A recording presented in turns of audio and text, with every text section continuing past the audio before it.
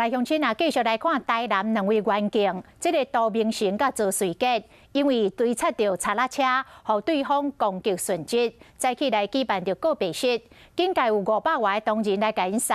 总统蔡英文嘛到场致哀，颁证保养令，两个员警对阵巡官，互改着警旗国旗。蔡总统嘛互家属一个交代。 为警方内部的规定到法令的修改，拢来做出着承诺。顶个月因为要歹道，互姓林的嫌犯攻击殉职的两位勇警涂明成和周瑞杰，今仔日公祭，家属天经请制服，有温暖笑容的相片，和大家讲再见。现场的气氛真悲伤。凌晨对结恶人之英勇事迹与精神，将藏入众人心中。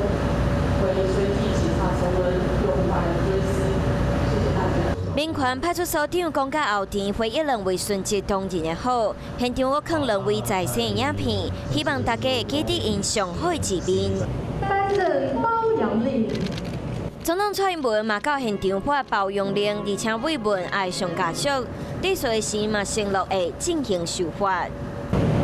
紧切使用条例相关修法，在立法院新会期开以后，将透过我们朝野共同的努力。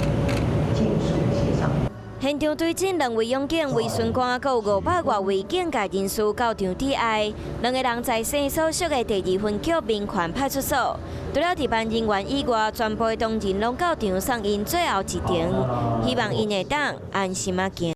Hello， 大家好，我是乃瑜，要教给大家2个任务。第一个，华视新闻的脸书专页，你按赞了吗？还有华视新闻的 YouTube 频道，赶紧订阅起来，还要记得按赞，开启小铃铛哦。